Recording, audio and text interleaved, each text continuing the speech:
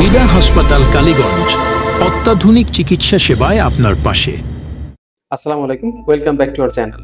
আজকে আমরা শ্বাসকষ্ট নিয়ে কথা বলবো। যেহেতু শীত চলে আসছে, এখন আমাদের কাছে যে সমস্ত পেশেন্ট আসেন বা যারা আমাদের কাছে নতুন করে দেখাতে যাচ্ছেন, অধিকাংশ রোগী হয় হচ্ছে শ্বাসকষ্টের। তো শ্বাসকষ্ট থাকলে অনেক সময় রোগীদের মধ্যে একটা ভয় কাজ করে ম্যাক্সিমাম ক্ষেত্রে, যে এটা কি হার্টের রোগ কিনা বা হার্ট ফেলিওর কিনা। আবার কিছু কিছু রোগী হার্ট ফেলিওরেরই রোগী, কিন্তু তারা আমাদের কাছে শুরু থেকে এসে বলে যে তার অ্যাজমার সমস্যা আছে। বা কিছু পেশেন্ট থাকে যাদের আসলে অ্যাজমাও না হার্ট ফেলিওর না, তাদের মূলত হচ্ছে COPD, chronic obstructive pulmonary disease. So তারাও শ্বাসকষ্টের সমস্যাটাকেই অ্যাজমা হিসেবে আমাদের কাছে উল্লেখ করে। তো এই জন্য আজকে আমি একটা ছোট ভিডিও করলাম বা করতেছি, যাতে করে আপনারা বুঝতে পারেন যে আসলে অ্যাজমা কখন ভাববেন, কখন আপনি এটাকে সিওপিডি বা ধূমপানজনিত সমস্যা ধরে নিতে পারেন, অথবা কখন আপনি হার্ট ফেলিওর ভাবতে পারেন। শ্বাসকষ্টের আরো অনেক কারণ আছে, সেই সমস্ত কারণ হয়তো অন্য কোনো দিন ইনশাল্লাহ আমরা আলোচনা করব। যেগুলো এখন যেহেতু শীত এসেছে, শীতের সময় যে শ্বাসকষ্টের জনিত কারণে রোগীরা আমাদের কাছে এসে থাকেন এবং যে কারণগুলো সাধারণত কমন, আমরা সেই বিষয়গুলো নিয়ে আজকে আলোচনা করছি। প্রথমে আমরা আলোচনা করব হচ্ছে ব্রঙ্কিয়াল অ্যাজমা বা অ্যাজমা। শ্বাসকষ্ট অনেক কারণে হতে পারে, তার মধ্যে একটা গুরুত্বপূর্ণ কারণ হচ্ছে ব্রঙ্কিয়াল অ্যাজমা। তো অ্যাজমা রোগীদের খুব সহজেই ডাক্তার যখন তার হিস্ট্রি নেয় তখন সহজে বুঝতে পারেন যে এটা অ্যাজমা হতে পারে, ব্রঙ্কিয়াল অ্যাজমা হতে পারে। ধরেন ব্রঙ্কিয়াল অ্যাজমার পেশেন্টের যে সমস্যাগুলো নিয়ে তারা আমাদের কাছে আসে, সেই সমস্যাগুলোর মধ্যে একটা প্রধান সমস্যা হচ্ছে এই শ্বাসকষ্টটা সাধারণত দিনের ভিতরে কিছুটা তারতম্য দেখা যায়। আমরা অনেক সময় এটাকে বলি ডায়োনাল ভেরিয়েশন, অর্থাৎ হয়তো তার সকালের দিকে বেশি, দুপুরের দিকে নাই, আবার রাতের দিকে তার শ্বাসকষ্ট বাড়তেছে। এবং দেখা যায় অ্যাজমার পেশেন্টের যদি ধুলাবালি লাগে তাহলে তার শ্বাসকষ্ট বেড়ে যায়, এবং তার অতীতে একটা অ্যালার্জির হিস্ট্রি থাকতে পারে। হতে পারে তার নাক দিয়ে পানি পড়া, হতে পারে তার হাঁচি কাশি বা অন্য কোনো অ্যালার্জি জনিত সমস্যার কারণে তার এটা হতে পারে। তো ব্রঙ্কিয়াল অ্যাজমা মূলত এক ধরনের অবস্ট্রাকটিভ লাং ডিজিজ, অর্থাৎ আপনার ফুসফুসের ভিতরে যে বাতাস নেয়ার পর এটা বের হচ্ছে না, অবস্ট্রাকশন বা বাধাজনিত সমস্যা, সো এটাকে বলা হবে অবস্ট্রাকটিভ লাং ডিজিজ। ব্রঙ্কিয়াল অ্যাজমার পেশেন্টরা যখন আমাদের কাছে আসে তখন আমরা নির্দিষ্ট কিছু পরীক্ষার মাধ্যমে ব্রঙ্কিয়াল অ্যাজমা নির্ণয় করতে পারি। এর মধ্যে একটা গুরুত্বপূর্ণ পরীক্ষা হচ্ছে স্পাইরোমেট্রি, বা যেটাকে আমরা বলতে পারি পালমোনারি ফাংশন টেস্ট বা ফুসফুসের পরীক্ষা। তো ফুসফুসের পরীক্ষা হয়তোবা আমাদের উপজেলা লেভেলে কিংবা হয়তোবা দেখা যায় অনেক জেলাতেও অ্যাভেলেবেল না। এই জন্য কিছু ক্ষেত্রে আমরা রোগীর বর্ণনার উপরে বেস করেই এবং তার অ্যালার্জি আসলেই আছে কিনা এই সমস্ত প্যারামিটার দেখেই অ্যাজমার ওষুধ শুরু করি। অ্যাজমার ওষুধ যখন আমরা শুরু করি, অধিকাংশ ক্ষেত্রে দেখা যায়, যেহেতু আমি বলেছি এটা হচ্ছে একটা অ্যালার্জি জনিত সমস্যা, এই জন্য কিন্তু অ্যালার্জির ওষুধই দিতে হয়। তো অ্যাজমার ওষুধের সব থেকে বড় প্রবলেম যেটা আমরা ফেস করে থাকি সেটা হচ্ছে ডাক্তার দেখানোর আগেই রোগী ম্যাক্সিমাম ক্ষেত্রে তার নিজেরই চিকিৎসা শুরু করে দেয়, এবং যে কাজটা তারা করেন যে তারা মন্টেলুকাস্টকেই ভাবে যে অ্যাজমার ওষুধ, এবং এই জন্যই তারা মন্টেলুকাস্ট খেতে থাকে। কিন্তু মনে রাখতে হবে, শুরু থেকেই কিন্তু মন্টেলুকাস্ট নেওয়া যাবে না। মন্টেলুকাস্ট যে ধরনের ওষুধ, এটা শুরু থেকেই ব্যবহার করার কিন্তু ওরকম কোনো গাইডলাইন নাই। শুরু থেকে অ্যাজমার প্রথমত আমাদেরকে আপনার তার দেখতে হবে যে অ্যাজমার গ্রেডিংটা কেমন বা কি ধরনের অ্যাজমা, তার উপর ডিপেন্ড করে আপনাকে ওষুধ দিতে হবে। আবার অনেক পেশেন্ট আছে যাদের কোনো শ্বাসকষ্ট তেমন হয় না, কিন্তু শুধু শুকনা কাশি, এটাকে আমরা বলতে পারি কোভ্যারিয়েন্ট অ্যাজমা। তো এই সমস্ত ক্ষেত্রে রোগীর কোনো শ্বাসকষ্ট হয় না, কিন্তু ডক্টর যদি দেখা যায় অ্যাজমা রোগীকে যদি কখনো ইনহেলার বা ডিভাইস দেয়, শ্বাস টানার বড়ি দেয় কিংবা শ্বাস টানার যন্ত্র, যেটাকে আমরা বলি ইনহেলার, যদি এই ধরনের ইনহেলার দেয় তাহলে অনেক সময় রোগী ইনহেলার নিতে চায় না, বা নিলেও রোগী দু একবার নেওয়ার পরে এটা বন্ধ করে দেয়। এটা অনেক কারণে হতে পারে। হয়তো হতে পারে যে সে ইনহেলার ব্যবহার করতেছে, কিন্তু ইনহেলার ব্যবহার ঠিক মতো না হওয়ার কারণে ইনহেলারটা কাজে আসতেছে না। সো রোগী ধরে নিচ্ছে যে এই ওষুধটা তার আসলে কোনো কাজে আসতেছে না, সে বন্ধ করে দেয়। অর্থাৎ ওষুধ ভালো ছিল, কিন্তু ফল্টি টেকনিক বা টেকনিক ভুল হওয়ার কারণে রোগীটার কমপ্লায়েন্সটা নষ্ট হয়ে গেল, রোগী আর নিল না। এক নাম্বার 2 হচ্ছে ইনহেলার নিতে রোগী কিছুটা বিব্রত বোধ করে। এই যে রেগুলার নেওয়া কিংবা ইনহেলারের দাম, এই সমস্ত প্যারামিটারের উপর বেস করে অনেক সময় রোগী ইনহেলার নাও নিতে পারে। আচ্ছা, কিন্তু মনে রাখতে হবে ব্রঙ্কিয়াল অ্যাজমার চিকিৎসার জন্য অবশ্যই কিন্তু ইনহেলার নিতে হবে। আদারওয়াইজ কিন্তু কি হতে পারে, আপনার যে হাইপার সেন্সিটিভিটি, আপনার বাতাসের প্রতি বা ধুলাবালির প্রতি আপনার ফুসফুসের যে রিয়েকশন, এই রিয়েকশন কিন্তু দিন দিন বাড়তে পারে, এবং এটা একসময় কিন্তু একটা মাত্রাতিরিক্ত ড্যামেজও করতে পারে। এছাড়া অনেক সময় দেখা যায় ব্রঙ্কিয়াল অ্যাজমার মতোই অনেক রোগী আমাদের কাছে আসে যাদেরকে আমরা বলি হচ্ছে সিওপিডি বা ক্রনিক অবস্ট্রাকটিভ পালমোনারি ডিজিজ। তো নাম শুনে বুঝতে পারতেছেন এটাও অবস্ট্রাকশন বা বাধাজনিত সমস্যা। তো সাধারণত ক্রনিক অবস্ট্রাকটিভ পালমোনারি ডিজিজ ছোটদের হয় না, বা যদিও কোনো কারণে হয় তখন আমাদেরকে এটা জন্মগত কোনো এনজাইম ত্রুটি আছে কিনা বা কোনো হরমোন ত্রুটি বা কোনো কেমিক্যাল ত্রুটি বডিতে আছে কিনা এই ধরনের কিছু রোগ নির্ণয় করতে হয়। যেমন ধরেন α1 অ্যান্টিট্রিপসিন ডেফিসিয়েন্সির ক্ষেত্রে এই ধরনের প্রবলেম হতে পারে। কিন্তু কমনলি বাংলাদেশের প্রেক্ষাপটে যে ধরনের পেশেন্ট আমাদের কাছে আসেন ধূমপানজনিত সমস্যা পরবর্তী যে জটিলতাগুলো নিয়ে প্রেজেন্ট করে তার মধ্যে একটা হচ্ছে এই সিওপিডি বা ক্রনিক অবস্ট্রাকটিভ পালমোনারি ডিজিজ। একটা মজার কথা বলি, যখন আমরা রোগীদের জিজ্ঞেস করি যে বাবা আপনি কি ধূমপান করেন, তো রোগী বলে না আমি ছেড়ে দিছি। এই যে সে যখন বলে ছেড়ে দিছে মানে সে এটাকে বলতে চায় বা বুঝাইতে চায় যে আমি তো ধূমপান করি না, মানে আমার ধূমপান জনিত কোনো সমস্যা হওয়ার কথা না। আসলে আমরা কেউই কিন্তু কোনো একটা যখন বিপদে পড়ি আমরা কখনোই সহজে স্বীকার করতে চাই না যে এটা আসলে আমার দ্বারা এই ভুলটা হয়েছে বা হইতে পারে। তো যখন আমরা আবার ফিরতি প্রশ্ন করি যে আপনি কবে ধূমপান ছাড়ছেন, তখন রোগী বলে এই যে গত 7 দিন আমি আর খাচ্ছি না।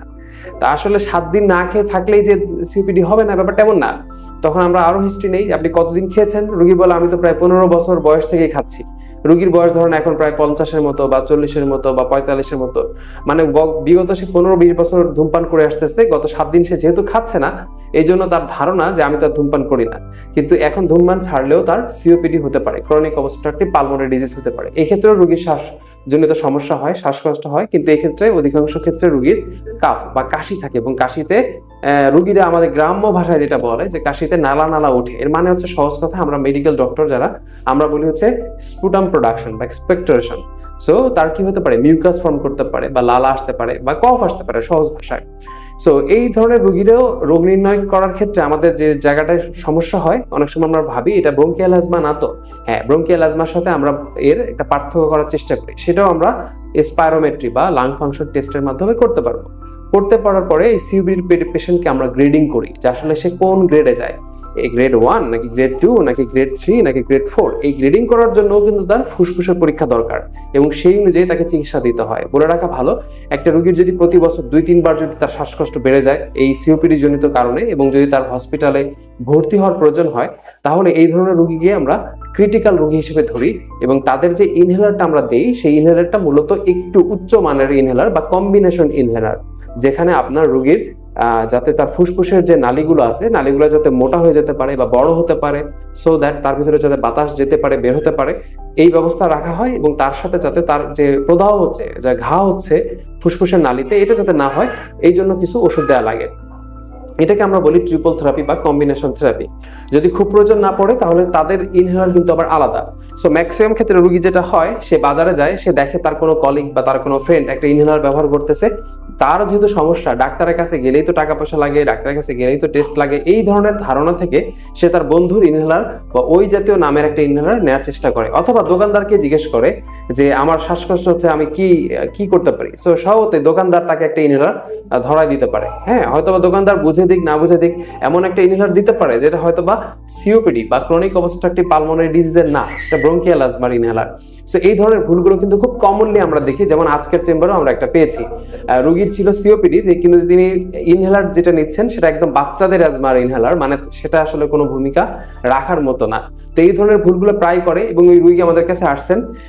মজার ব্যাপার হচ্ছে এই রোগীর কিন্তু এই ইনহেলার কোনো ডক্টর দেয় নাই, তাকে যে ইনহেলার ডক্টর দিয়েছিলেন সেই ডক্টর কিন্তু তাকে তার প্রয়োজনীয় ইনহেলারই দিয়েছিলেন, কিন্তু রোগী যেহেতু বাজারে গেছেন এবং যেহেতু বলছে যে এই দামের না, একটা কম দামে একটা ইনহেলার দেন, এই অর্থে তাকে দোকানদার একটা কম দামি বাচ্চাদের ইনহেলার দিছে যেটা মূলত তার কোনো কাজে আসছে না। এই ব্যাপারগুলো কিন্তু খেয়াল রাখা দরকার এবং ট্রিটমেন্ট করার পরবর্তীতেও কিন্তু আমাদের ফলো আপে রাখতে হবে যে তার শ্বাসকষ্ট কমে আসতেছে কিনা এবং তার রক্তের নির্দিষ্ট সংখ্যক কণিকা যেটা দেখা লাগে এই ধরনের শ্বাসকষ্টের রোগীর, আমরা বলি ইওসিনোফিল, এইটার সংখ্যা কেমন এগুলো আমাদের নির্ণয় করা লাগতে পারে বা দেখা লাগতে পারে। আর হার্ট ফেলিওর সেটাও কিন্তু শ্বাসকষ্টের কারণ হতে পারে, কিন্তু রোগী যদি হার্ট ফেল করে সেই সমস্ত ক্ষেত্রে যে শ্বাসকষ্টটা হয় সেটাও খুব ক্লাসিক্যাল বা ক্লিনিক্যাল একটা ম্যানিফেস্টেশন বা কিছু তার উপসর্গ থাকে। যেমন রোগী চিত হয়ে শুইতে পারে না, শুইলে তার কাশি হয়, সে উঠে বসে। এটা আমি এভাবে বলি, ধরেন রোগীর যখন হার্ট ফেলিওর হয় তখন রোগীর ফুসফুসের মধ্যে কি চলে আসে, তার ফুসফুসের মধ্যে পানি চলে আসে, এটাকে আমরা বলি পালমোনারি ইডিমা। তো ধরেন এটা আমার ফুসফুস এবং এখানে নিচে পানি জমে আছে, পালমোনারি ইডিমা। এখন একটা জিনিস খেয়াল করেন, যখন আমি শুয়ে পড়তেছি তখন আমার ফুসফুসটা শুয়ে পড়তেছে, চলেন আমরা ফুসফুসটাকে শোয়াই দিই। এই যে ফুসফুস যখন শুয়ে পড়তেছে তার মানে কি পালমোনারি ইডিমা বা পানিটা কি পুরো ফুসফুসের মধ্যে মানে ঘুরে যাচ্ছে না, তার মানে আগে যখন সে সোজা ছিল তখন তার এতটুকু জায়গা খালি ছিল, এটা দিয়ে তার শ্বাস প্রশ্বাস চলছে। বাট যখন সে শুয়ে পড়তেছে এই পানিটা কি তার ফুসফুসের মধ্যে ঘুরে বেড়াচ্ছে, এই জন্য তার শ্বাস জটিলতা দেখা দিতে পারে। সো রোগী কি করে, অবচেতন মনে সে রাতে ঘুমের মধ্যেই একটু উঠে দাঁড়ায় বা উঠে বসে, সে ভাবে, কারণ সে খেয়াল করে যদি সে উঠে বসে তাহলে তার শ্বাসকষ্ট কমে যায়। চলেন আমরা এটাকে উঠাই দিই। দেখেন আমরা যখন এটাকে উঠাই দিচ্ছি তখন তার পানি কিন্তু নিচের দিকে নেমে যাচ্ছে অভিকর্ষ কারণে, বা যেটাকে আমরা বলি না কেন গ্র্যাভিটির কারণে নিচের দিকে নেমে যাচ্ছে এবং উপরের দিকটা খালি হয়ে যাচ্ছে। সো রোগীর শ্বাসকষ্ট এভাবে ধীরে ধীরে কমে যায়। এটা একটা প্রেজেন্টেশন। ঠিক একইভাবে যেমন ফুসফুসের ভিতরে পানি জমতেছে ঠিক একইভাবে তার পায়ে পানি আসে, সো এটাকে আমরা বলি ইডিমা বা লেগ ইডিমা। সো এই ইডিমা বা পানি ফোলা বা পা ফোলা এগুলো দেখে বা রোগীর শ্বাসকষ্ট এগুলো দেখে, কিংবা আমরা যদি সিম্পলি আমাদের এই স্টেথোস্কোপ এটা দিয়ে যদি রোগীর বুক পরীক্ষা করি তাহলে তার বুকে পানি থাকলে নির্দিষ্ট কিছু সাউন্ড শোনা যায়, যেটা পলিথিন মোচড়ালে যে সাউন্ডটা এই সাউন্ডের মতো অনেকটা মনে হয়। এই ধরনের সাউন্ড শুনে আমরা বুঝতে পারি রোগীর এটা পালমোনারি ইডিমা হয়েছে, যেহেতু তার হার্ট ফেলিওরের ঝুঁকি আছে। তখন আমরা রোগীর ইকো করতে পারি, রক্তে একটা নির্দিষ্ট পরিমাণ একটা উপাদানের নির্দিষ্ট মাত্রা দেখতে পারি এটা বাড়ছে কিনা, এটা দেখে আমরা হার্ট ফেলিওর চিকিৎসা করতে পারি। দেখেন হার্ট ফেলিওর যদি রোগীর হয় তাহলে তার মানে কি পানি আছে, তাহলে পানিটা কমাতে হবে। তাহলে এই রোগীর কি আমরা ইনহেলার দিব না। তাহলে এই রোগীর কি করবো, এমন ওষুধ দিব যাতে তার প্রস্রাব বাড়ে, মানে তার পানিটা আস্তে আস্তে আস্তে করে বের করে আনতে হবে, পা ফোলা কমাইতে হবে, বুকের চাপের পানিটা এটা কমাইতে হবে, তাহলে তাকে ইনহেলার দিব না। আবার যার শ্বাসকষ্ট ধূমপানজনিত কারণে বা অ্যাজমার কারণে তাকে কি আমি এই পানির ওষুধ দিব না, তাকে দিব না, তাকে দিব ইনহেলার। সো নির্দিষ্ট শ্বাসকষ্টের রোগীর ডায়াগনোসিস করার পরে, রোগ নির্ণয়ের পরে নির্দিষ্ট ওষুধ দিতে হয়। কিন্তু আমাদের দেশে যেটা হয় ম্যাক্সিমাম রোগীরাই বাসায় বসে থাকে এই শ্বাসকষ্টের কারণে। দেখা যায় ছেলে চাকরি করে বাসায় যখন আসে তার অসুস্থ বাবা বা মাকে আমাদের কাছে আনতে পারে না, আসলে তার ইচ্ছা থাকলেও সে আনতে পারতেছে না, কারণ 10টা-11টার সময় তো আনা পসিবল না। আবার কোনোদিন সে ফাঁকা টাইম ওই দিন হয়তো বা তার অন্য কোনো কাজ পড়ে যায়। এইভাবে করে অনেক ক্ষেত্রে দেখা যায় যে অসুস্থ মানুষদেরকে আমাদের কাছে আনা যাচ্ছে না। তো আমার পরামর্শ থাকবে, যদি আপনার বাসায় এরকম কোনো তীব্র শ্বাসকষ্টের কোনো রোগী থাকে এবং আমার এই লক্ষণগুলো শুনে যদি আপনার মনে হয় যে হ্যাঁ আপনার বাবা বা মার বা ইভেন আপনার শ্বাসকষ্টের কারণ এটা হতে পারে, তাহলে নিজের মতো করে ওষুধ শুরু না করে আপনার উচিত হবে আপনার পার্শ্ববর্তী যে কোনো একজন মেডিসিন হোক বা ফুসফুস বিশেষজ্ঞ হোক বা কার্ডিওলজিস্ট হৃদরোগ বিশেষজ্ঞ হোক, এরকম একজন বিশেষজ্ঞ ডাক্তারের পরামর্শ নেওয়া এবং রোগ নির্ণয়ের পরে সঠিক রোগের মাত্রা দেখেই ওষুধ শুরু করা। আই হোপ আপনারা সবাই আমার মেসেজটা বুঝতে পারছেন। এটা ছিল একটা শিক্ষণীয় ভিডিও। আমরা চেষ্টা করি আপনাদেরকে রেগুলার এরকম শিক্ষণীয় ভিডিও আমাদের চ্যানেলে দেওয়ার মাধ্যমে জনসচেতনতা বাড়াতে চাই। সো আপনারা যেটা করবেন যে এই ভিডিওগুলো রেগুলারলি আপনাদের আত্মীয় স্বজন হোক, আপনার ফ্রেন্ড সার্কেল হোক, বিভিন্ন গ্রুপে হোক আপনারা শেয়ার করে জনসচেতনতা বাড়াতে পারেন। আপনাদের সবাইকে ধন্যবাদ, সবার সুস্বাস্থ্য কামনা করতেছি। আসসালামু আলাইকুম।